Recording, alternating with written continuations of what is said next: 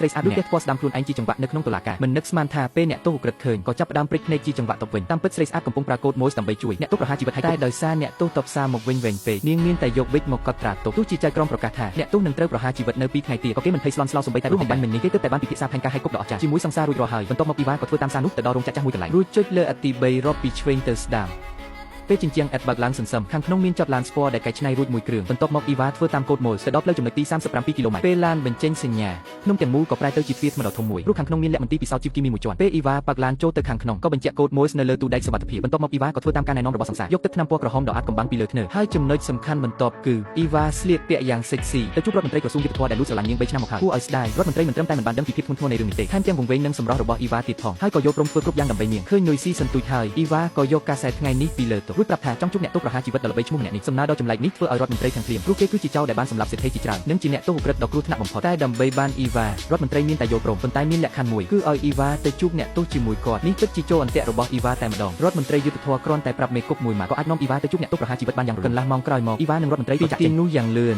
ប៉ុន្តែនៅពេលប្រហារជីវិតនៅថ្ងៃបន្ទាប់ប៉ូលីសដែលនៅក្បែរនោះស្រាប់តែមានអារម្មណ៍មិនស្រួលព្រោះតាំងពីអ្នកទោសចូលគុកមកក្រសែភ្នែករបស់គេតែងតែភ្លៀងរហូតតែនៅពេលដែលពេជ្រជាតិចិត្តទម្លាក់កាំបិតប្រហារជីវិតប៉ូលីសក៏ស្រាប់តែនឹកឃើញថាធ្លាប់រកឃើញរបាំងមុខមនុស្សជាច្រើននៅផ្ទះរបស់គេដូច្នេះប៉ូលីសក៏ប្រញាប់ខាត់ពេជ្រជាតិភ្លាមតែហាក់ដូចជាហួសពេលទៅហើយកាំបិតបានធ្លាក់ចុះកាត់របស់អាស៊ឺដាច់បាត់ទៅហើយតែពេលម៉ាក់ដោះរបាំងមុខចេញបែរជាឃើញថាអ្នកដែលត្រូវប្រហារជីវិតគឺជារដ្ឋមន្ត្រីក្រសួងយុទ្ធភ័ពអាស៊ឺបាត់ខ្លួនតាំងពីពេលណាពួកគេមិនបានដឹងរឿងសោះឡើយហើយការដ៏ចម្លែកនេះធ្វើឲ្យគ្រប់គ្នាភ័យស្មារតីតាមពិតអាស៊ឺបានធ្វើបាំងមុខរបស់ចែករួចជាស្រេចបាត់ទៅហើយនេះហើយជាមូលហេតុដែលអេងជេឡាឲ្យគាត់ទៅកំដរនោះពេលមេគុកបិទទ្វារបន្ទប់សួរចម្លើយចុចក៏ចង់សួរចម្លើយអាស៊ឺតែមិនទាន់បានហាប់មាត់ផងក៏ត្រូវអេងជេឡាចាក់ថ្នាំពីក្រោយខ្នងមួយចូលហើយដួលសន្លប់ភ្លាមមួយរំពេចបន្ទាប់មកអាស៊ឺក៏ប្រើខ្សែលូដោះក្នុងដៃពេលនេះទឹកថ្នាំដែលចាក់ចូលក្នុងខ្លួនចោះក៏ចាប់ផ្ដើមមានប្រសិទ្ធភាពតាមពិតក្នុងសារ៉ាងមានទុកសារធាតុវាមិនត្រឹមតែធ្វើឲ្យគាត់សារភាពពីបទល្មើសពុករលួយប៉ុន្មានឆ្នាំនេះទេថែមទាំងប្រាប់លេខកូដទូដៃសុវត្ថិភាពទៀតផងបន្ទាប់មកអេងជេឡាក៏យកទឹកថ្នាំពណ៌លឿងនោះចេញមកវាអាចធ្វើឲ្យមនុស្សមានស្មារតីវង្វេងវង្វាត់ហើយស្ថិតក្នុងស្ថានភាពស្ពឹកស្រពន់រយៈពេល24ម៉ោងនេះហើយជាមូលហេតុដែលអាស៊ឺនៅក្នុងគុកមិនហូបបាយនិងមិននិយាយស្ដីនោះតាមពិតគេបានរៀបចំផែនការរួចរាល់ហើយក៏ទាញរបាំងមុខដែលត្រៀមរួចជាស្រេចចេញមកយ៉ាងដូចនេះអ្នកទាំងពីរក៏រត់ចេញពីមុខមេគុកបានយ៉ាងរលូនក្នុងនាមជាមនុស្សឆ្លាតបំផុតក្នុងប៉ុស្តិ៍ប៉ូលីសម៉ាក់សម្រាប់ចិត្តប្រើល្បិចបោះល្បិចលាក់បាំងការពិតហើយតាមរកតម្រុយដោយសម្ងាត់តែខណៈដែលពួកគេកំពុងរវល់អាស៊ឺដែលខ្លាញ់ខ្លួនជាចតបានទៅដល់ការិយាល័យបាត់ទៅហើយសូម្បីតែលេខាក៏មើលមិនដឹងក្រោយពីចូលក្នុងបន្ទប់គេក៏ប្រើលេខកូដដែលចែកប្រាប់បើកទូដែកសុវត្ថិភាពខាងក្នុងសុទ្ធតែជាឯកសារបទល្មើសនិងសោធនាគារមួយតាមប្រភពដឹងថាខាងក្នុងគឺទុកមាសប្រាក់ពេជ្រកែបកងពេលដែលគេកំពុងរៀបចំអីវ៉ាន់ស្រាប់តែសំឡេងលេខាលើកទូរស័ព្ទអាស៊ឺក៏ដើរទៅជិតដោយស្ងាត់តាមពិតគឺម៉ាក់កំពុងតាក់ទងជាមួយភីគីមខាងទៀតពេលដាក់ទូរស័ព្ទចុះលេខាក៏ចង់មើលថាតើមានមនុស្សនៅខាងក្នុងឬអត់មិនទាន់បានបើកទ្វារការិយាល័យផងក៏ឃើញថាខាងក្នុងគ្មានមនុស្សសោះពេលនេះអាស៊ឺបានគេចខ្លួនតាមច្រកសុវត្ថិភាពបាត់ទៅហើយថែមទាំងធ្វើប្រងើយ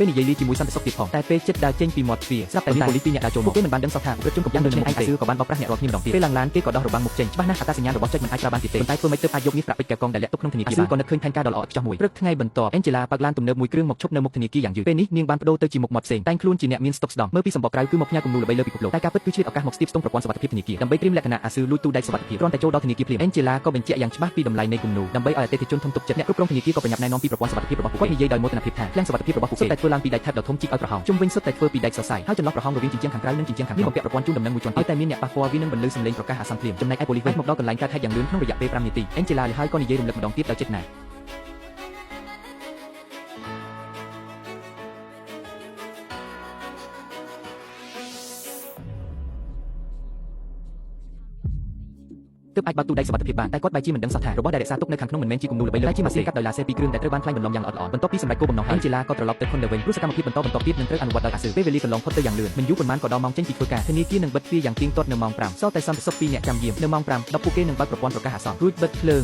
ចំណែកម៉ាស៊ីនកាត់ដោយឡាសេដែលលាក់ក្នុងទូដែកសុវត្ថិភាពនោះនឹងបញ្ចេញកាំរស្មីឡាសេយ៉ាងទៀងទាត់នៅម៉ោង5កាត់ពីដែកដូចជាកាំបិទមួយលើស្វ័យប្រវត្តិនៅម៉ោង5:37ធ្វើបែបនេះអាចប្រើកម្ដៅដែលសេះសរំលាយទ្វារដែកហើយក៏មិនធ្វើឲ្យប្រព័ន្ធប្រកាសអាសន្នបន្លឺឡើងដែរពេលនេះអាស៊ឺប្រៀបដូចជាព្រលឹងខ្មៅចូលទៅក្នុងរូបទៅដល់អាងស្តុកទឹកក្បែរឃ្លាំងមាសរួចយកភូមិមុខ3កែច្នៃពិសេសចេញមកកាត់ជញ្ជាំងដ៏ក្រាស់នោះដាច់បានយ៉ាងរលូនបន្ទាប់មកប្រើកម្លាំងបន្តិចក៏ទាញបំណែកថ្មទម្ងន់រាប់ដងនោះចេញមកខាងក្នុងនោះគឺប្រព័ន្ធប្រកាសអាសន្នតែអាស៊ឺបានត្រៀមខ្លួនរួចជាស្រេចហើយគេទាញក្បាលស្ទាបកែច្នៃពិសេសមួយចេញមកកាត់ប្រឡោះសំណាញ់ដែកដ៏តូចចង្អៀតនោះយ៉ាងប្រុងប្រយ័ត្នរួចបន្តអាស៊ីតខ្លាំងទៅលើសោការពីរចោលនៃទូដែកសុវត្ថិភាពនោះកម្រិតនៃការកាត់ស៊ីរបស់វាពិតជាគួរឲ្យភ្ញាក់ផ្អើលមែនត្រឹមតែប៉ុន្មានដំណក់ក៏ធ្វើឲ្យសោលីយ៉ាងលឿនបន្ទាប់មកគេក៏បើកវ៉ាល់អាងស្តុកទឹកឃ្លាំងមាសនេះមានចំណុះ700ម៉ែត្រខ្ពស់ពេលដែលទឹកហូរចេញមកសន្សឹមត្រូវការពេលត្រឹមតែ2ម៉ោងកន្លះក៏អាចចាក់ទឹកពេញឃ្លាំងនេះទាំងមូលបានពេលនេះអាស៊ឺបានស្លៀកសម្លៀកបំពាក់មួយទឹករួចរាល់ហើយរងចាំឱកាសដោយស្ងៀមស្ងាត់សន្តិសុខទាំងពីរនាក់នៅតែមិនទាន់ពេលវេលាកន្លងបំផុតចូលបន្តិចទេដងទឹកក៏ចាប់ផ្ដើមជន់លិចរំខ្យល់ធ្វើឲ្យប្រព័ន្ធប្រកាសអាសន្នបន្លឺឡើងសន្តិសុខដែលទទួលសញ្ញាប្រព័ន្ធកាមេរ៉ាសុវត្ថិភាពមើលភ្លាមឃើញថាឃ្លាំងមាសប្រហែលជាលេចធ្លីទឹកហើយពួកគេមានតែបិទប្រព័ន្ធប្រកាសអាសន្នសិនរួចទេទៅរីកាប្រាប់អ្នកគ្រប់គ្រងស្រីរូសោបើកទ្វារឃ្លាំងមាសគឺនៅក្នុងដៃអ្នកគ្រប់គ្រងប៉ុន្តែអ្វីទាំងអស់នេះគឺស្ថិតក្នុងការបញ្ជាពីចំណែកពីលើដើមឈើធំនៅក្បែរផ្លូវនោះធ្វើឲ្យអ្នកគ្រប់គ្រងជាប់ទាំងនៅពាក់កណ្ដាលផ្លូវស្របពេលជាមួយគ្នានោះកម្ពស់ទឹកកាន់តែឡើងខ្ពស់ធ្វើឲ្យ Voice Seat ដាច់បណ្ដាលឲ្យប្រព័ន្ធកាមេរ៉ាសុវត្ថិភាពទាំងអស់គឺលើកក៏ឆ្លៀតឱកាសស្លៀកសម្លៀកបំពាក់មួយទឹកហើយចូលទៅក្នុងឃ្លាំងមាស រកឃើញទូដែកសុវត្ថិភាពរបស់រដ្ឋទូដែកបានយ៉ាងងាយស្រួលយកគ្រឿងអលង្ការដ៏មានតម្លៃនិងនាឡិកា Patek Philippe ទៅបាត់មិននឹកស្មានថាពេលនេះរឿងហេតុការណ៍ប៉ូលីសបានដឹកនាំកូនចៅមកដល់មុខទ្វារឃ្លាំងនេះបាត់ទៅហើយតាមពិតអធិការប៉ូលីសបានរកឃើញ poster នៃការស៊ីសំណូករបស់រដ្ឋមន្ត្រីក្រសួងយុទ្ធភ័ពដោយចែកចំទាំងទីតាំងអ្នកលុយអាក្រក់នោះផងដែរដូច្នេះគាត់ក៏តាមដានតម្រុយរហូតមកដល់ទីនេះចៃដន្យចំពេជួបប្រទេសស្ថានភាពមិនប្រក្រតីនៅឃ្លាំងនេះអធិការប៉ូលីសក៏ដឹងភ្លាមថាច្បាស់ជា W កំពុងដូចនេះគាត់ក៏កោះឲ្យប៉ូលីសមួយចំនួនធំមកឡោមព័ទ្ធធនាគារជុំចិត្តទស្សនវិជ្ជានេះក៏ត្រូវបានសង្សារអ៊ីវ៉ាឃើញដែរអ៊ីវ៉ាក៏ប្រញាប់បើកឡានទៅទទួលភ្លាមតែនឹកស្មានមិនដល់ថាត្រូវប៉ូលីសបញ្ជាក់អត្តសញ្ញាណរបស់នាងទៀតនាងគ្មានជំរឿមានតែប្រើអាវុធសម្ងាត់វីឲ្យបន្ទាប់មកក៏ទៅដល់ចំណុចណាត់ជួបតែបែរជាឃើញថាគ្រប់រូបបង្ហូរទឹកសុទ្ធតែមានប៉ូលីសយាមកាមទាំងអស់នាងក៏ប្រើល្បិចដែលវីពួកគេទាំងពីរឲ្យសន្លប់ម្ដងទៀតទើបអាចឲ្យ W រត់រួចបានយ៉ាងរលូនតែនឹកស្មានមិនដល់នៅកំពង់ផែក៏មានទ័ពយាមកាមយ៉ាងគេមានតែប្រើក្បាច់ចុងក្រោយគឺកាំបិតហោះស៊ីវលីឆ្វាយតែប៉ុន្មានកាំបិតក៏សម្លាប់ប៉ូលីសយាមកាមអស់ស្មានតែគេអាចរត់រួចទៅហើយតែស្រាប់តែលន់សូផាត្រូវមួយគ្រាប់ចំដាំដែរតាមពិតអធិការប៉ូលីសបានដឹងពីផែនការរបស់គេតាំងពីដំបូងមកតែអធិការប៉ូលីសនៅតែពេះប្រហែលមួយចំណុចចោលធំល្បីឈ្មោះពេលនេះលេងតស៊ូតែម្នាក់ឯងទៀតហើយឃើញសង្សារអ៊ីវ៉ាផុសចេញពីទឹកមកវីមួយដំបងធ្វើឲ្យអធិការប៉ូលីសដួលសន្លប់ភ្លាមមួយរំពេច W ឆ្លៀតឱកាសវីបយ៉ាងរហ័សដណ្ដើមកាំភ្លើងបានប៉ុន្តែ W មិនបានសម្រេចចិត្តសម្លាប់អធិការប៉ូលីសទេព្រោះគេគឺជាចោរចិត្តធម៌ដែលលួចតែមន្ត្រីពុករលួយនិងអ្នកជិះជាន់គេបន្ទាប់មកគេនិងអ៊ីវ៉ាក៏បើកអូប៉ាលបឿនលឿនរត់គេចខ្លួនបាត់ទៅមិនយូរប៉ុន្មានអ៊ីវ៉ាក៏ស្លៀកសម្លៀកបំពាក់ស្ដាងលេចមុខនៅលើលំហសមុទ្រចំណែក W ពេលនេះក៏បានលាងដៃឈប់ធ្វើចោលហើយរស់នៅជាមួយអ៊ីវ៉ាយ៉ាងមានសេចក្តីសុខមិនខ្វល់ពីអ្វីទាំងអស់